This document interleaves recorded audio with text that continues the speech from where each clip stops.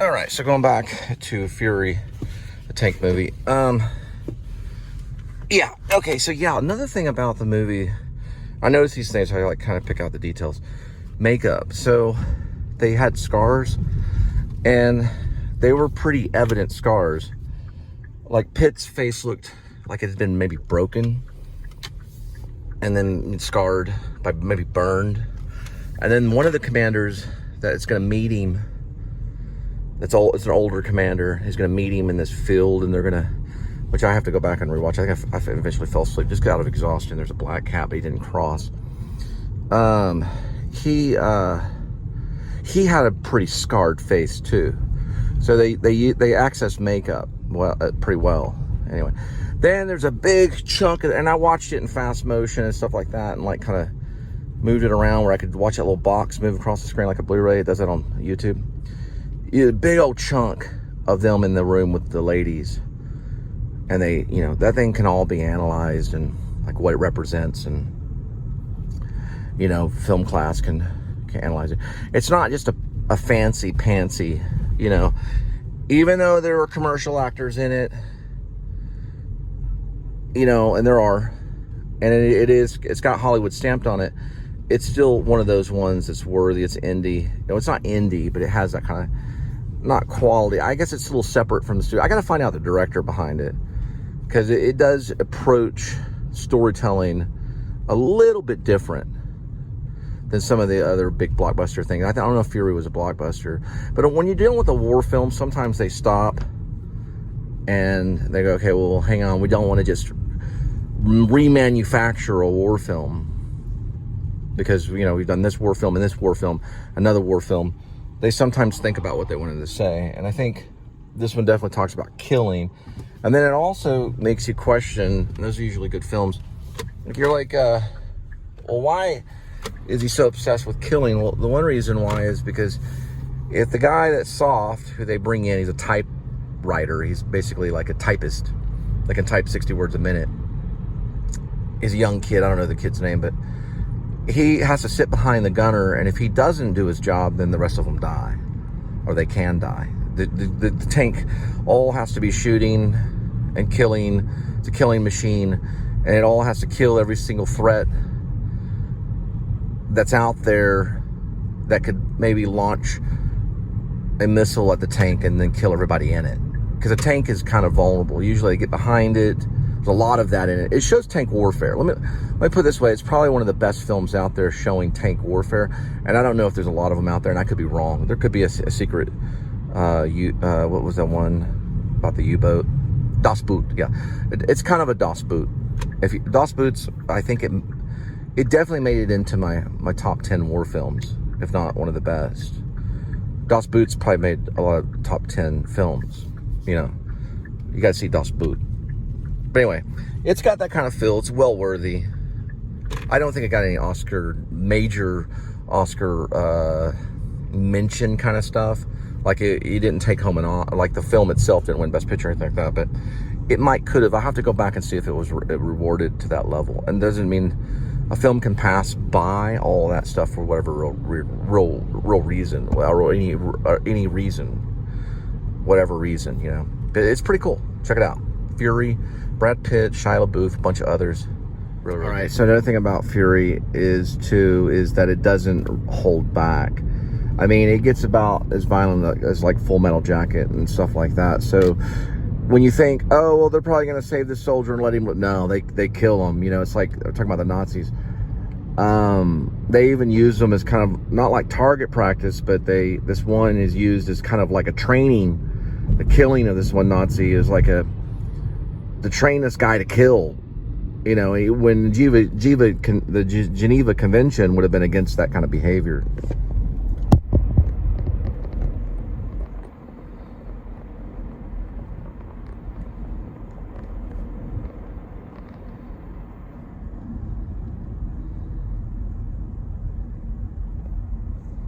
Making sure it doesn't stick. Yeah, this new one works really well.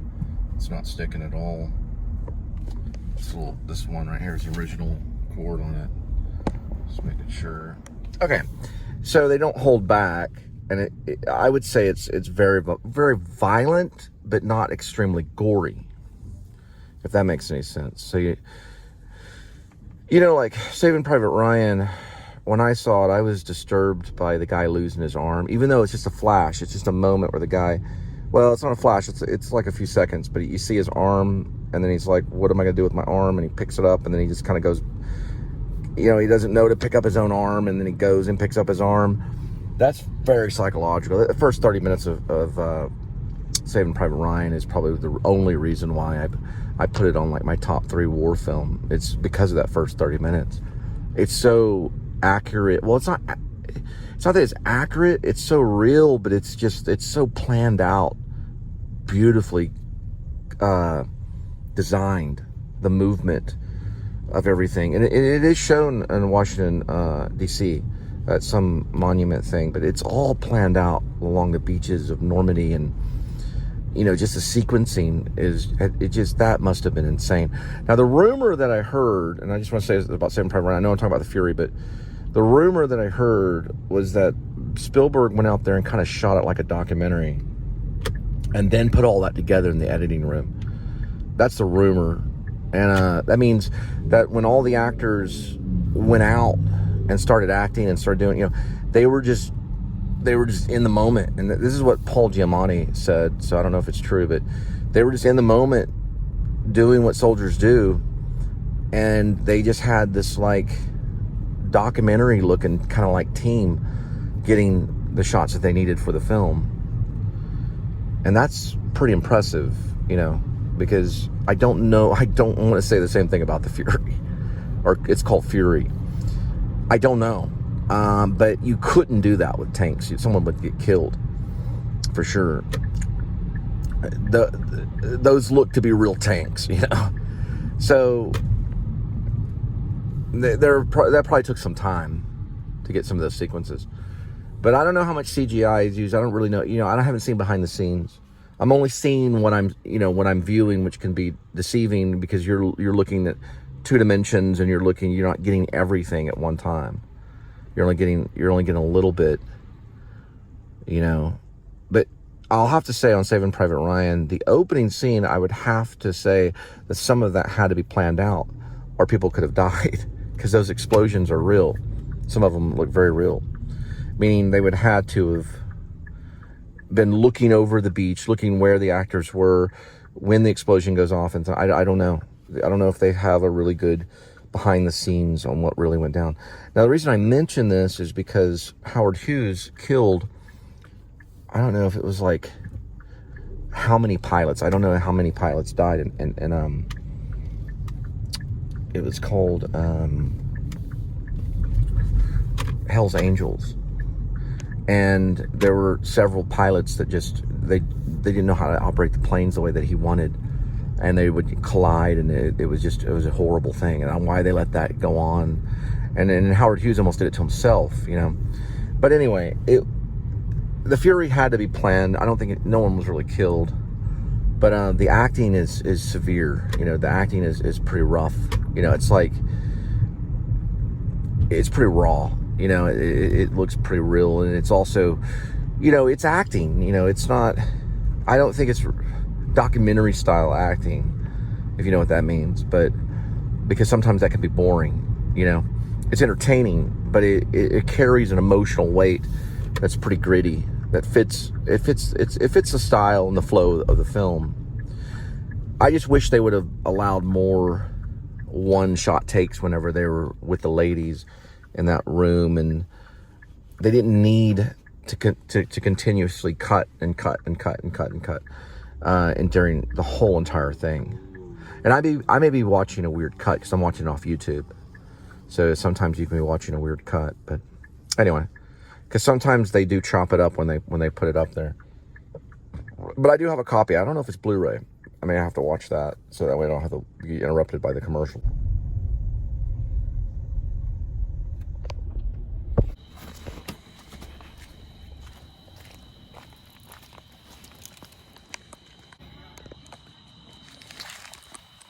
And I can tell you why Fury was successful, and it was the urgency that was created within the tank.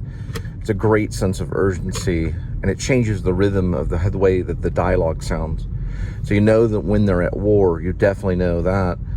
And the heightened sense of urgency, if they make a single mistake, then they die, you know. That was there in the tank.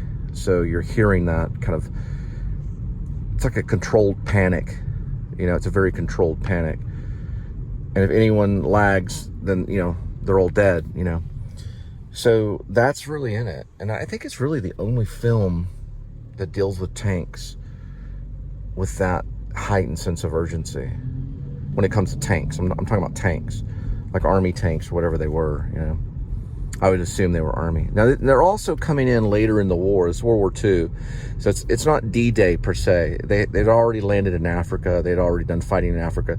So they already got to this area of wherever they were. I think I would say France or something. Maybe on the outskirts of Normandy. You know, who knows where they really were. But it... You know, and I could see how there was probably maybe there could have been good and bad reviews of it. But I think ultimately, when it did come out, it was all good reviews. I was working at a bank at the time, so I was blown away when I first saw it. I thought, you know, it really affected me, my heartbeat and all that kind of stuff.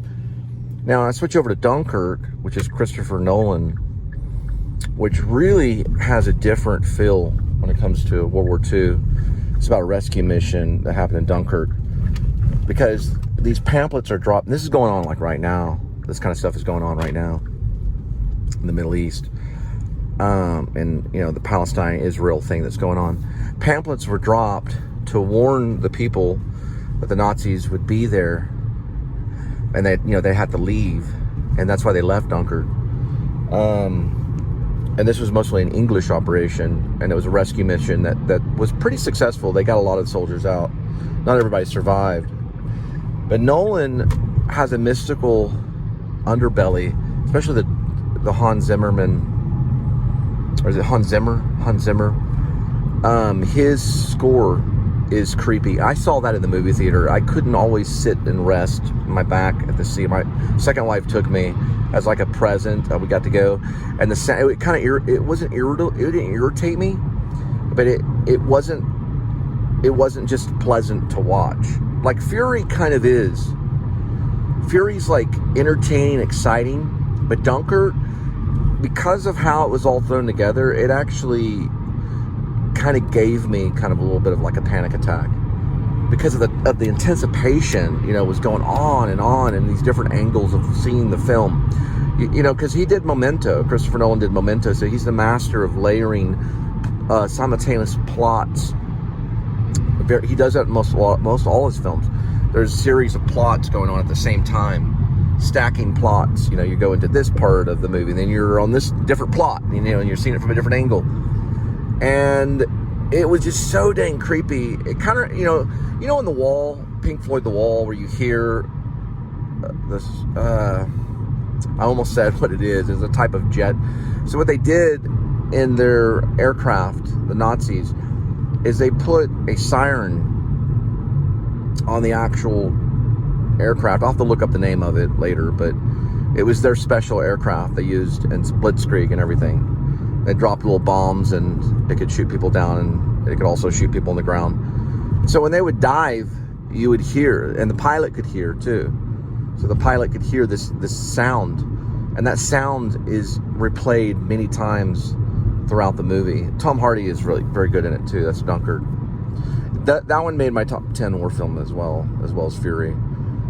But they're both equally good on different entertainment levels. I'd say Fury, there seems to be more enjoyment, you know, in being entertained by this adventure that these crazy little tank platoon is on, you know. While Dunkirk, it's just freaking existential misery. You know, it's like hell on earth, and it lingers, and you wait, and you wait, and you wait. You know, it's not about, there is action, there's great action in it, but it's not about the action. So it becomes psychological, and it starts to kind of drain on you. When I watch that film, I usually feel uneasy. Dunkirk, yeah. But I can watch Fury, and I'm like, oh, I'm fine. Okay, I get some chips, whatever. But Dunkirk, it sinks into you, like your soul. I went for that one for Best Picture. I thought that one should have won Best Picture. I don't know if it did. I know Oppenheimer did, and Oppenheimer probably has the same kind of effect. I've not seen Oppenheimer. But, you know, some films can really enter into the psychological aspect of your makeup. And it's done. Psycho was the same with Hitchcock. People would leave Psycho. They couldn't stand it. They'd have to go to therapy over it, you know. It was, you know, Nolan may be like a Hitchcockian kind of director. He'll be remembered as that level, you know, of direction. I can't even recall the director for Fury, but I'll have to look it up.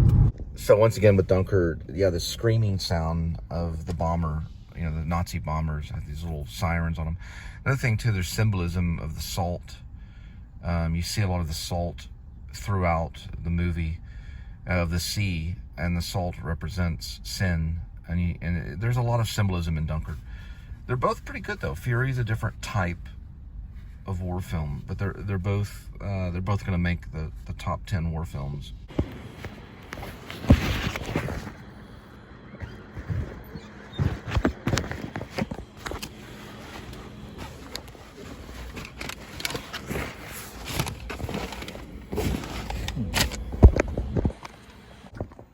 .4513 or 0.3.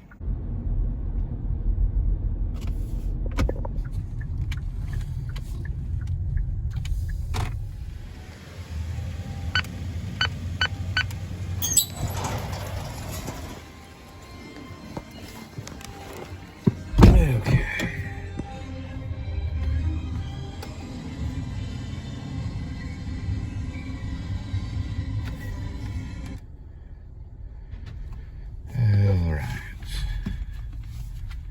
Yeah, and I also was rewatching Memento too, and I think that's another rewatch.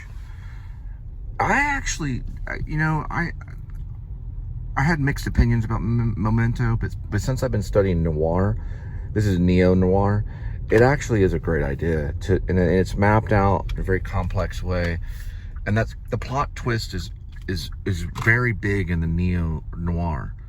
It's a big thing, and the whole thing's a plot twist, constantly unfolding.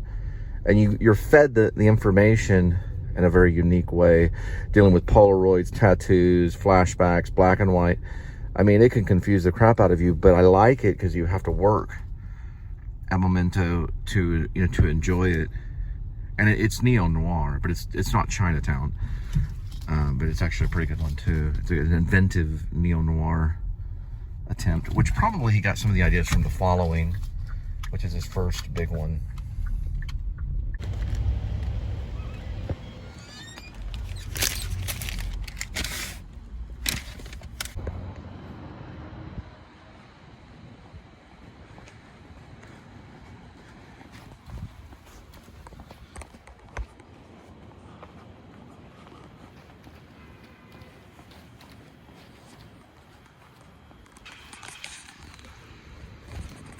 Okay.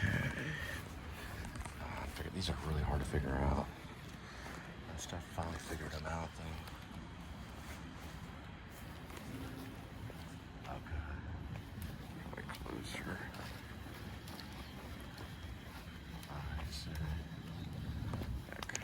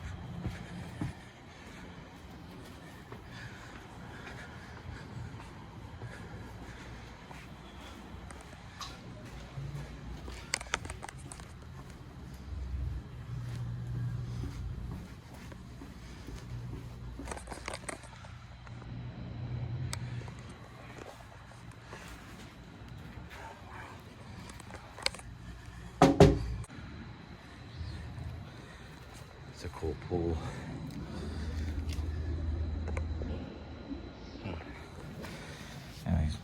Those are really cool. These different flats, whole one little thing.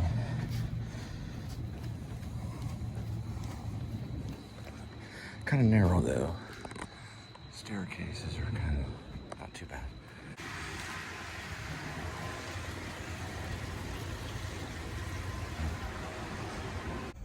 All right, 9:58 and 3 and then 0.8.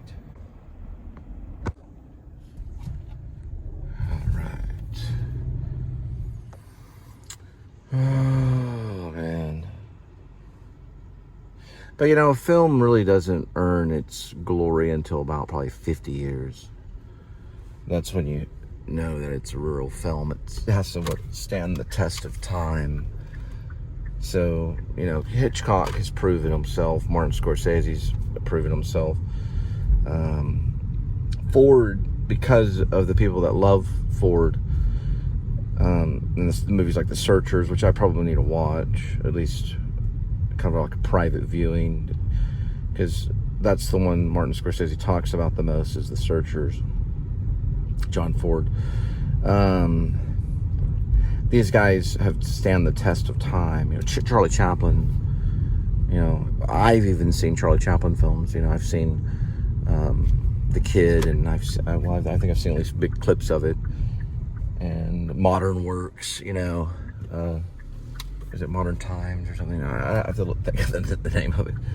Probably Modern Times is probably that, but it has a name. But it, you know, The Great Dictator, you know, the Charlie Chaplin films they stood the test of time. Marcel Marceau, even though he did do film, he was more of a performer that was captured, and he's standing the test of time. People know about him 50 years later. Mel Brooks has done it. Lynch will certainly do it. Francis Ford Coppola will stand the test of time.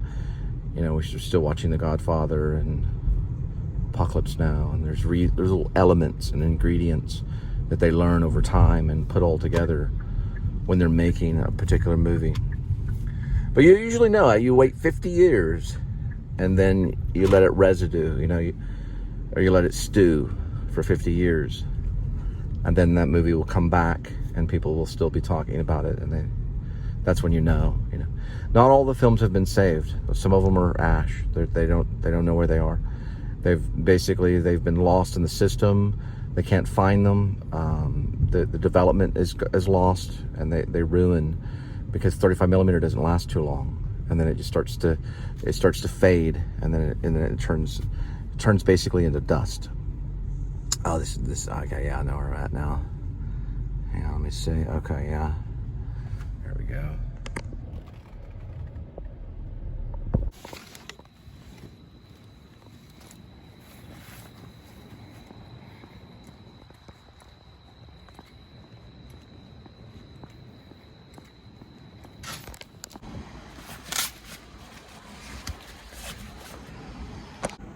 $10.26 to point, was that 3?